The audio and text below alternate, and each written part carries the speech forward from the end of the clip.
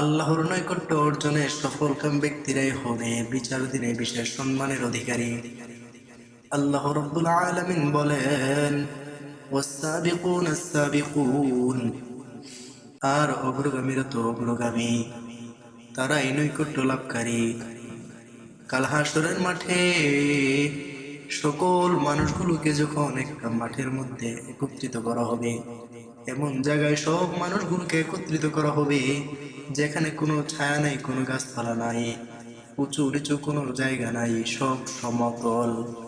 মানুষগুলোকে একত্রিত করার পরে সব মানুষগুলো যার যার পাপ অনুযায়ী সকলে ঘামের মধ্যে ডুবে যাবে।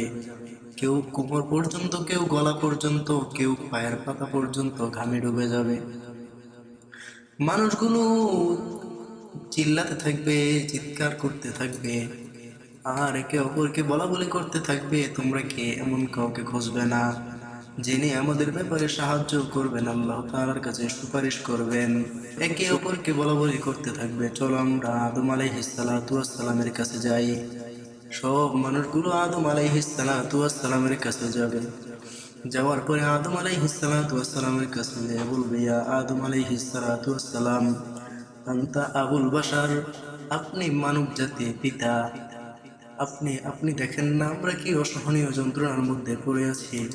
আপনি আমাদের জন্য আল্লাহ তাআলার কাছে সুপারিশ করেন, আল্লাহ তাআলা যেন এই অসহনীয় যন্ত্রণা থেকে আমাদেরকে হেফাজত করে, আমাদেরকে মুক্তি দেন। আদম আলাইহিস সালাতু ওয়াস সালাম সেই দিন বলবে, নফসি নফসি নফসি, তিনবার বলবেন। বলবে, ইজহাব গায়রু ইজহাব ইলা নূহ আলাইহিস সালাতু ওয়াস সালাম, তোমরা অন্য কোথাও যাও, তোমরা নূহ আলাইহিস সালাতু ওয়াস সালামের কাছে যাও। সব মানুষ যখন নূহ আলাইহিস সালাতু ওয়াস সালামের কাছে যাবে, নূহ আলাইহিস সালাতু ওয়াস সালাম একই কথা বলবেন। এভাবে একের পর এক নবীর কাছে যাবেন। সর্বশেষ যাবেন হযরত ঈসা আলাইহিস সালাতু ওয়াস সালামের কাছে।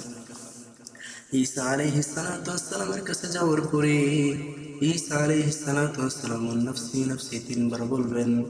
বলে তারপর বলবেন, তোমরা মুহাম্মদুর রাসূলুল্লাহ সাল্লাল্লাহু আলাইহি ওয়াসাল্লামের কাছে যাও।